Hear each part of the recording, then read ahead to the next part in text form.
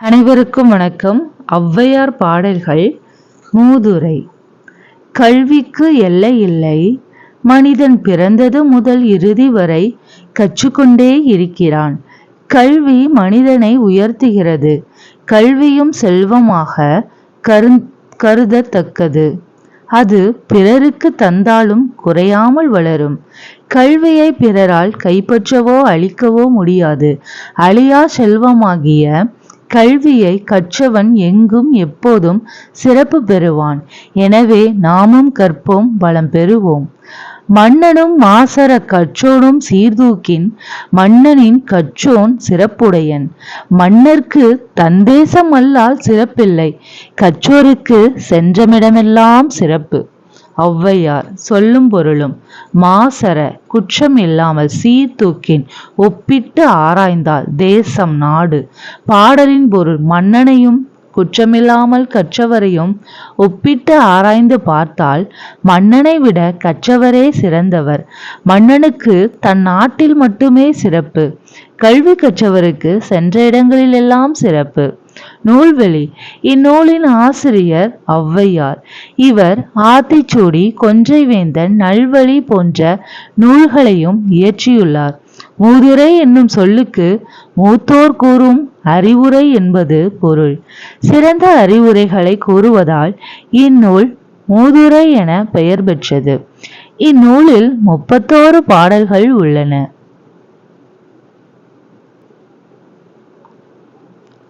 கல்விக்கு எல்லை இல்லை, கற்றுகையும் மண்ணளவு கல்லாது உலகளவென்று உற்ற கலைமடந்தை ஓதுகிறாள்.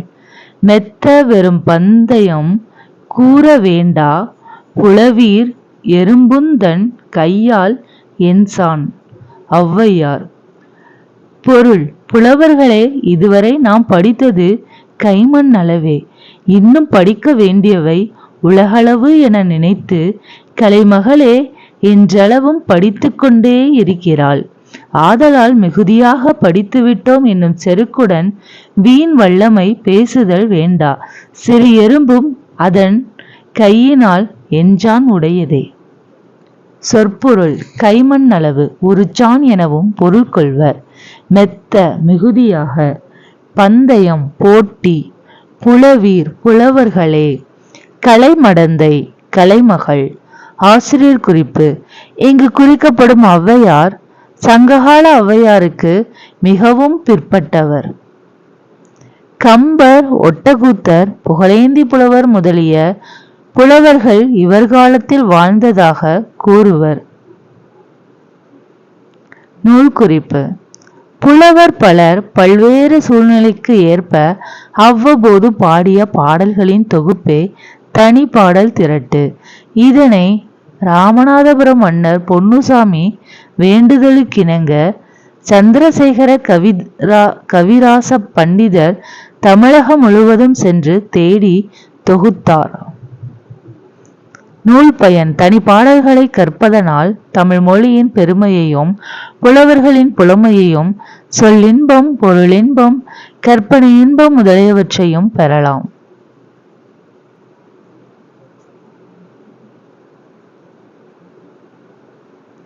அறிவுசால் ஔவையார். கல்வி அறிவில் சிறந்த அறவோரையும் நல்லொழுக்கம் மிக்க மக்களையும் கொண்டது நம் தமிழ்நாடு. இவர்களை போற்றி பாதுகாக்க வேண்டியது மன்னர்களின் கடமையாக கருதப்பட்டது. அறிவில் சிறந்த புலவர்கள் மன்னர்களுக்கு தேவையான அறிவுரைகளை வழங்கி நாட்டை பாதுகாக்க உதவினர்.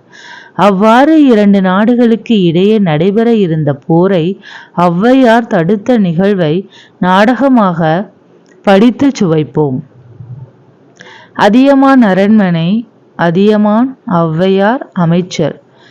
ஔவையார். நாட்டு மக்கள் நலனையே நாளெல்லாம் நினைத்து நல்லாட்சி செய்யும் அதியமான் நெடுமான் அஞ்சியே வணக்கம்.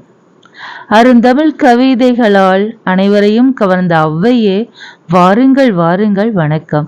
ஊர் ஊராக சென்று மக்களையும் மன்னர்களையும் கவிதையால் மகிழ்வித்து வந்த என்னை உன் அன்பினால் கட்டி போட்டு விட்டாய். நானும் நீண்ட காலமாக உன் அரண்மனையிலேயே தங்கிவிட்டேன். நீங்கள் என் அரண்மனையில் தங்கியிருப்பது எனக்கு கிடைத்த பெரும் பேறு. அதெல்லாம் இருக்கட்டும், காலையில் இருந்து உன்னை அரண்மனையில் காணவில்லையே, எங்கே சென்றிருந்தாய்? காட்டு வளத்தை கண்டு மகிழ்ந்து நீண்ட நாட்கள் ஆகிவிட்டன. அதனால்தான் இன்று நம் அமைச்சரோடும் வீரர்கள் சிலரோடும் காட்டுக்கு சென்றிருந்தேன். அங்கு இந்த கனியை பறித்தேன். இதை சாப்பிட்டு பார்த்து சுவை எப்படி இருக்கிறது என்று சொல்லுங்கள் தாயே. நீ தரும் கனி என்றால் அது சுவையாகத்தான் இருக்கும். பல கடல்களுக்கு அப்பால் எங்கோ தொலைவில் இருக்கும் ஒரு நாட்டில் இருந்து இந்த தமிழ்நாட்டிற்கு கரும்பை கொண்டு வந்தவர்கள் உனது முன்னோர்கள் தானே. இனிப்புக்கும் உங்கள் குலத்திற்கும் தொடர்பு உண்டு அல்லவா? அதனால் நீ கொடுக்கும் கனியும் இனிக்கத்தானே செய்யும். அதியமான்: அந்த கரும்பை விட இனிக்கிறது தங்கள் பேச்சு. சரி, இதோ இந்த கனியை சுவைத்து பாருங்கள். அதியமான் நெல்லிக்கனியை ஔவையாரிடம் தருகிறான். ஔவையார் அதனை வாயிலிட்டு சுவைக்கிறார். அடட, என்ன சுவை, என்ன சுவை! இவ்வளவு சுவையுள்ள கனியை நான் இதுவரை உண்டதே இல்லை. என்ன கனி இது? இது நெல்லிக்கனியின் ஒரு வகை. தாயே, நமது அரசர் மிகவும் எளிதாக கூறிவிட்டார். இது எங்கும் எளிதாக கிடைக்கும் கனி அன்று. கிடைப்பதற்கு அரிதான நெல்லிக்கனி இது. எப்போதாவது ஒரு முறைதான் காய்த்து பழிக்கும். இன்று நாங்கள் காட்டு பகுதிக்கு சென்றிருந்த போது ஒரு மலை உச்சியில் இருந்த கருநெல்லி மரத்தில் இக்கனி பழுத்திருந்தது. அந்த மரத்தில் நமது வீரர்களால் ஏற முடியவில்லை. பிறகு நமது அரசரே முயன்ற மரத்தில் ஏறி இந்த கனியை பறித்தார். வியப்புடன், என்ன அதியமானே, மலை உச்சியில் இருந்த மரத்தில் ஏறி இதனை பறித்தானா? அது மட்டுமன்று, இக்கனியை உண்டவர்கள் நோய் நொடியின்றி நீண்ட காலம் வாழ்வார்கள் என்று பெரியோர் கூறுவர். அதியமானே, என்ன செயல் செய்து விட்டாய்? நாட்டை காக்கும் பொறுப்பை உடைய நீ இதனை உண்ணாமல் எனக்கு கொடுத்து விட்டாயே. முன்பே தெரிந்திருந்தால் இதனை நான் உண்ணாமல் உன்னையே சாப்பிட வைத்திருப்பேனே. என்னை போன்ற ஒரு அரசன் இறந்து போனால் வேறு ஒருவர் அரசராகி விடுவார். ஆனால் உங்களை போன்ற அறிவில் சிறந்த புலவர் ஒருவர் மறைந்தால் அந்த இழப்பை யாராலும் ஈடு செய்ய முடியாது. அதனால்தான் நான் எதுவும் கூறாமல் நெல்லிக்கனியை உங்களை உண்ண செய்தேன். அதியமானே, தமிழின் மீது நீ கொண்டுள்ள பற்று என் உள்ளத்தை உருகச் செய்கிறது. உன்னை புகழ முடியாமல் என் தமிழே தடுமாறுகிறது. சிறு இலை நெல்லி தீங்கனி குறியாது ஆதல் நின் நகத்து அடக்கி சாதல் நீங்க எமக்கீந்தனையே. ஔவையார். அதியமான்: அப்படி சொல்லாதீர்கள். உங்கள் தமிழுக்கு தடுமாற்றம் இல்லை, தாழ்வும் இல்லை. உங்கள் நாவில் பிறக்கும் தமிழ் என்றும் நிலை பெற்று வாழும். அதில் என் பெயரும் ஒட்டி இருக்கும். அதுதான் எனக்கு மகிழ்ச்சி. மக்களின் முகங்களில் கூட கவலையின் நிழல் படியக்கூடாது என்று கருதும் அதியமானே, என்று உன் முகத்தில் கவலையின் இருள் கவிழ்ந்திருப்பதன் காரணம் என்னவோ? இன்று காலை நம் ஒற்றர்கள் கொண்டு வந்த ஒரு செய்தி என் உள்ளத்தில் சிறு கலக்கத்தை ஏற்படுத்தி இருக்கிறது. மன்னன் தொண்டைமான் நம்மோடு பகைமை கொண்டவன் என்பது தாங்கள் அறிந்தது தானே. அவன் இப்போது நம் மீது படையெடுத்து வர ஏற்பாடு செய்து விட்டானாம். நம் தலைக்கு மேல் போர் மேகங்கள் சூழ்ந்துவிட்டன. அதியமான் நெடுமான் அஞ்சியே, உன் பெயரில்தான் அஞ்சி என்னும் சொல் இருக்கிறதே அன்று. நீ அஞ்சி நான் ஒரு நாளும் கண்டதில்லையே. போர் உனக்கு புதிதா என்ன? போர் எனக்கு புதிதுமன்று. நான் போரை கண்டு அஞ்சுபவனும் அல்லேன். ஆனாலும் ஏன் இந்த கலக்கம்? ஈரத்திலும் வீரத்திலும் உனக்கு இணை சொல்ல யாருண்டு? நீர் நிலையில் படுத்திருக்கும் யானையானது தன் மீது ஏறி குதித்தும் தந்தங்களை கழுவியும் விளையாடும் சிறுவர்களிடம் பணிந்து அன்பு காட்டும். அதுபோல நீயும் எம்மை போன்ற புலவர்களிடம் அன்பு காட்டி காட்சிக்கு எளியவனாக விளங்குகிறாய். அதே யானை போர்க்களத்தில் பகைவரின் படையை வெருண்டோட செய்வது போல் நீயும் பகைவரை எதிர்த்து வெல்கிறாய். அத்தகைய வீரமுடைய நீ இன்று போரை கண்டு தயங்கலாமா? தமிழறிந்த அன்னையே, நான் எத்தனையோ போர்க்களங்களை கண்டவன், பகைவர்களை வென்றவன் என்பது தங்களுக்கு தெரியாததன்று. ஆனால் ஒவ்வொரு போரின் போதும் எத்தனை உயிரிழப்புகள், எவ்வளவு அழிவு! தந்தையை இழந்த பிள்ளைகள், கணவனை இழந்த பெண்கள், மகனை இழந்த தாய்மார்கள், அண்ணனை இழந்த தம்பி தங்கைகள் என எத்தனையோ பேரின் கண்ணீர் ஒவ்வொரு போர் வெற்றிக்கு பின்னாலும் மறைந்திருக்கிறது. எனவே இந்த போரை தவிர்த்தால் என்ன? அன்பில் சிறந்த அதியமானே, இப்போதுதான் உன் உள்ளம் எனக்கு புரிந்தது. உன் கவலையை நான் தீர்க்கிறேன். நான் இப்போதே தொண்டைமானிடம் செல்கிறேன். அவனிடம் பேசி போர் ஏற்பாடாதவாறு தடுக்கிறேன். ஆனால் ஔவையார், நீ என்ன நினைக்கிறாய் என எனக்கு புரிகிறது. உன் தன்மானத்துக்கும் வீர உணர்வுக்கும் சிறிது கூட இழுக்கு ஏற்படாமல் நான் நடந்து கொள்வேன். நான் சென்று வருகிறேன். ஔவையார் செல்கிறார். திகைத்து நிற்கிறான். தொண்டைமான் அரண்மனை. படைத்தலைவரே, நமது படையினர் போருக்கு ஆயத்தமாக உள்ளனரா? படை வீரர்களும் ஆயத்தமாக உள்ளனர். போர்க்கருவிகளும் தேவைக்கு அதிகமாகவே உள்ளனர் அரசே. மகிழ்ச்சி. நம் படையின் பெருக்கத்தை கண்டு அந்த அதியமான் அதிர்ந்து போக வேண்டும். அதியமான் இப்போதே அதிர்ந்துதான் போயிருக்கிறார் அரசே. அதனால் தான் அவர் சமாதானம் வேண்டி புலவர் ஒருவரை தூது அனுப்பியுள்ளார். என்ன, அதியமான் தூது அனுப்பியுள்ளானா? ஆம் அரசே, சற்று முன்தான் நமது ஒற்றரிடமிருந்து செய்தி வந்தது. அதியமானின் தூதுவராக ஔவையார் நமது அரண்மனைக்கு வந்து கொண்டிருக்கிறாராம். வரட்டும் வரட்டும். அஞ்சியிடமிருந்து தூது வரும் ஔவை நம் கருவிகளின் பெருக்கினை கண்டு அஞ்சி ஓடப் போகிறார் பாருங்கள். அதோ ஔவையாரே வந்துவிட்டார். போரை நிறுத்த வந்திருக்கும் ஔவையே, வருக வருக.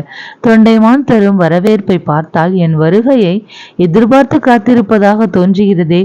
என் பகைவரின் நாட்டிலிருந்து வந்தாலும் தாங்கள் தமிழ் புலவர் அல்லவா? தங்கள் வருகை எனக்கு மகிழ்ச்சி அளிக்கிறது.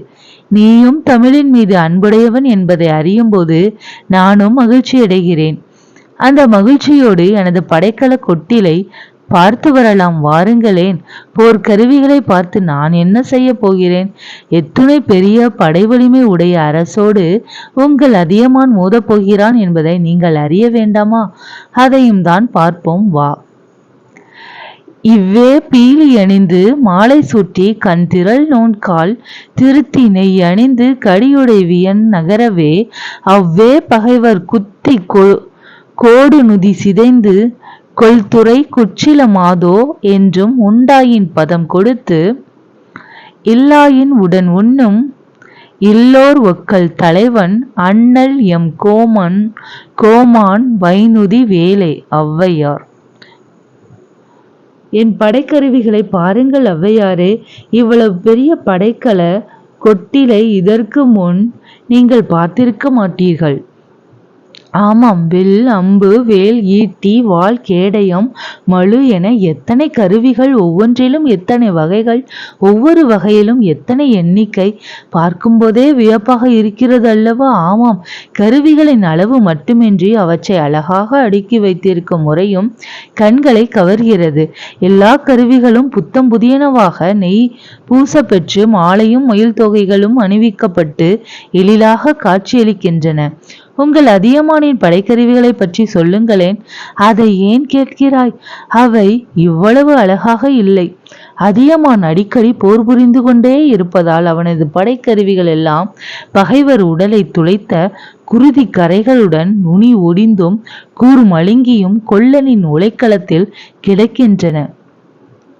தொண்டைமானே, ஏன் உன் முகம் மாறிவிட்டது? உங்கள் சொற்கள் என்னை குழப்பிவிட்டன. என்ன குழப்பம்? என் படைக்கருவிகளின் அளவையும் அழகையும் பாராட்டி கூறினீர்கள். அதை கேட்ட என் உள்ளம் மகிழ்ச்சியடைந்தது.